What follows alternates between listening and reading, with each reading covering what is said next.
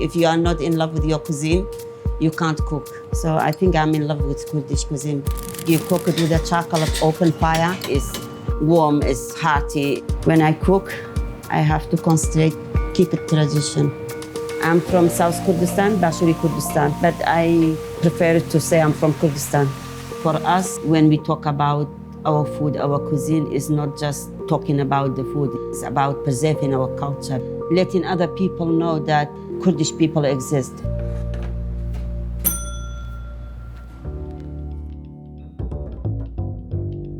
Hi, my name is Pary Baban. I'm from Nandine. We serve traditional Kurdish food here. Nandine is main kitchen in Kurdish, in old-fashioned language, but many people knows that they think it's my name is Nandine. Today I'm gonna cook Shelim E Kulaû, Qabuli Rash, and we have got lamb shank. This dish is, we cook it regularly. This is my best dishes, and that's why today I'm gonna cook it and show you how we're cooking it. The unique thing about Kurdish cuisine is that our dishes is very simple. We don't put too much spices, with little bit salt, with little bit turmeric and piece of onion, and it's full flavor. It's warm, it's hearty. You don't have to have too many fancy products. It's just simple flavor, salt and pepper or sumac, bit of lemon, bit of oil, put it together, it's amazing. Charcoal, that's when the flavor is coming through the dishes. So anything you cook it with a charcoal of open fire, it's changed the game, it's just changed the flavor.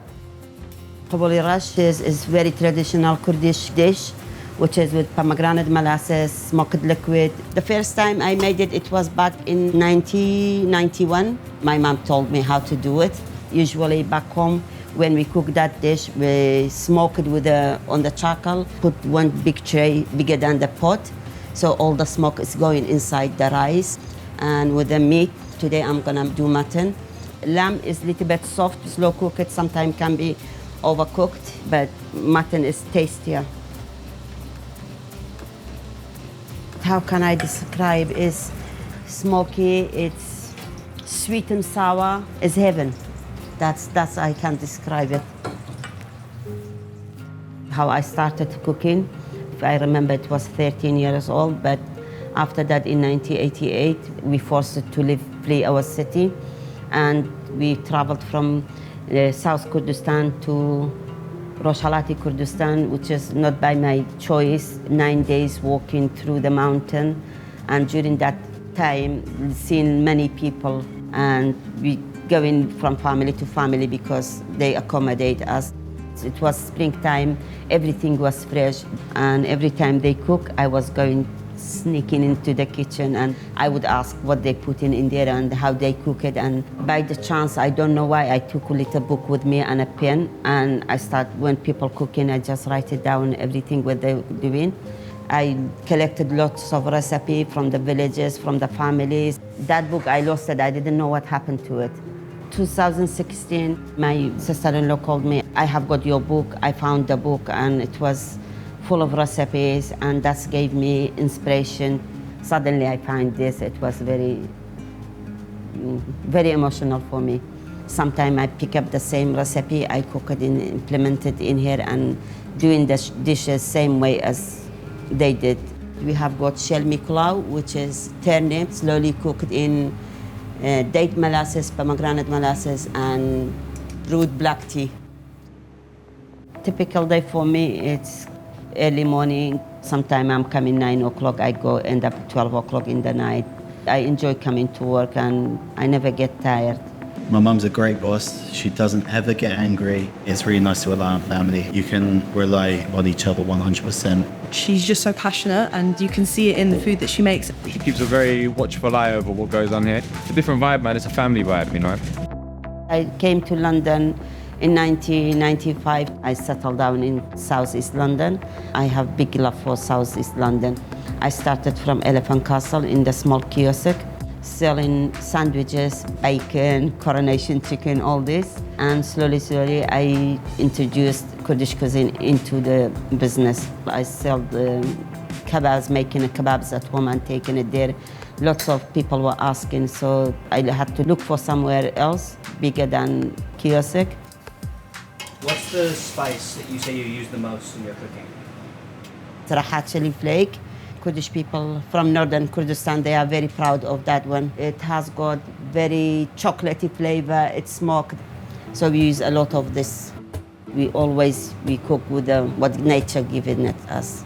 We are the nation, we are very proud of foraging. From the fresh herbs to nuts and vegetable and wild livestock, all this go into our cuisine. If I'm making one dish, it's not going outside or the supermarket buying this. Sometimes people traveling all around the mountain to grab some fresh herb, and we drying it, we freezing it, we pickling it, we ferment it. We using different kind of wild herb, which in many different countries in here, like you don't touch it, you don't eat it. But for Kurdish people, we found a way. Always I'm walking through the streets of London. I look around, what's going on, which produce is there, what fruit is ripe. So I go and pick it. I loved my mum's food growing up. I find myself cooking the dishes that my mum used to cook for me when I was younger in order to feel a bit more connected to my culture. For us, when we talk about our food, our cuisine is not just talking about the food, it's about preserving our culture. Letting other people know that Kurdish people exist, Kurdish cuisine exists. We don't take it from the other people. It's like we have been so many times displaced, so many times genocide, so many times we don't have no country. Kurdish people, you ask, where is your country? I'm saying it's in my heart. That's why it was important for me to record all this when I was displaced and not get lost.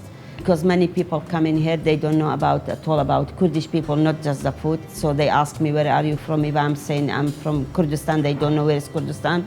So I have to explain to them. But through the food, I can tell them, I'm from that region, that's our cuisine. That's why I put Kurdish food in the front of the shop so people know. We are proud of our culture, we are proud of our food. That's belong to us. Mixing with people, making family, gathering together, eating around the table or on the floor and going for picnic, that's our culture. And when we cook, we don't eat alone. And traditionally, we sit down on the floor, everything is big bulk, big pan, big pot. When I cook, I have to concentrate, keep it tradition.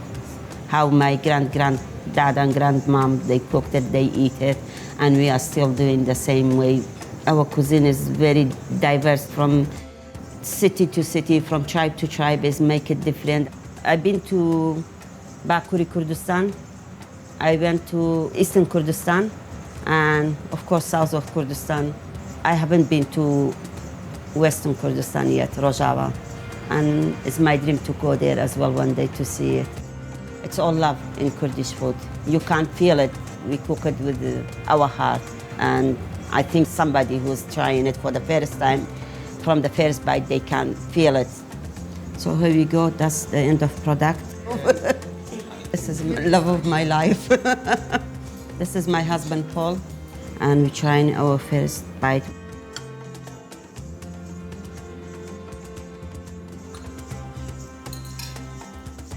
I can't believe it. It's wonderful. It's lovely. Thank you. It takes me back to the street of Qaladzê in the winter time.